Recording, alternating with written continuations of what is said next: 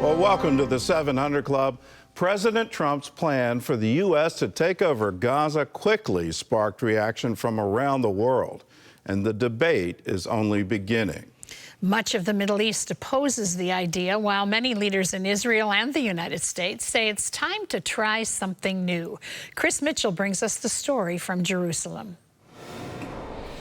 Defense Secretary Pete Hegseth supporting the plan, speaking at the Pentagon alongside Israeli Prime Minister Benjamin Netanyahu.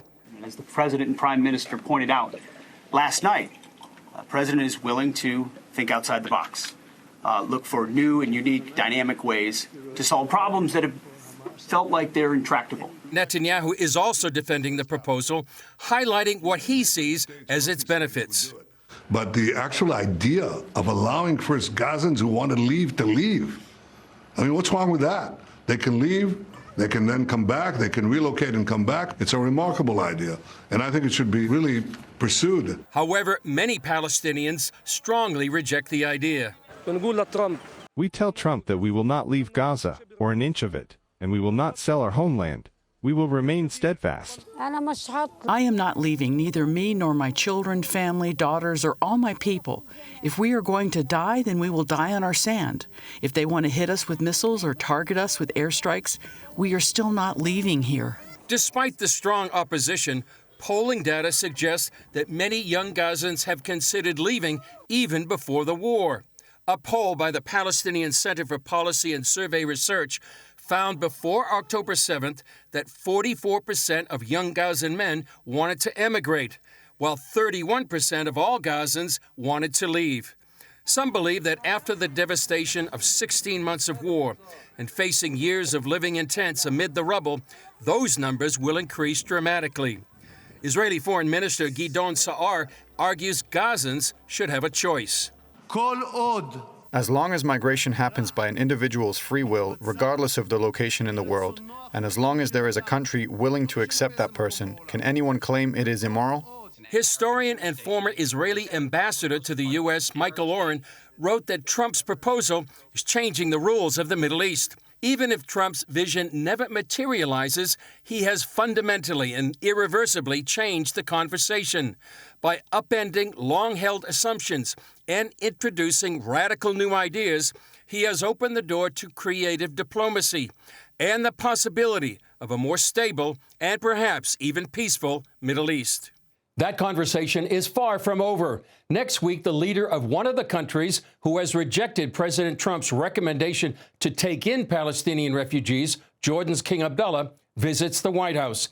And beyond that, more high-level discussions with regional leaders are already on the horizon. Chris Mitchell, CBN News, Jerusalem. Well, it's a fascinating new concept. Let's try to transform Gaza into something that could be a showplace. I remember Beirut back in the 1960s. I visited that city in 1969, and it was called the Jewel of the Mediterranean. It had an incredible amount of French influence, and they were a shining city. And all the religions got along and participated in government, whether you were Jewish or Muslim or Christian or none of the above. You had a voice and you were respected. As long as Hamas is in charge of Gaza, you're never, ever going to see that. And what is happening is particularly the young men in Gaza are going, there's no future here. The only future for me is to become some kind of suicide bomber or some kind of Hamas soldier, and I don't want to join that Islamic death cult. I don't want to be a part of it. But if they ever voice that, they are killed. That's how Hamas deals with political opposition. So as long as they're in charge, you're not going to see this. But what a wonderful concept. And in that concept, I've got to point out what could be a fatal flaw.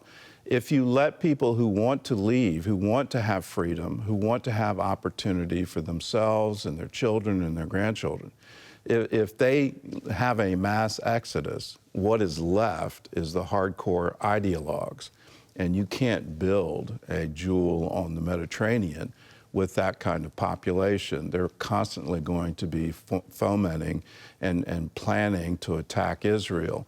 That's in the basic ideology. In the charter of Hamas is to wipe Israel off the map. And that's the fundamental problem here, is that the Palestinians have never accepted Israel. Going all the way back to the San Remo Conference, the British mandate to create two states, the UN action in 1948, they have never accepted Israel. And they've always said they were going to drive them into the sea. That is fundamental to their concept of themselves as individuals. And until that concept changes, we aren't going to see peace.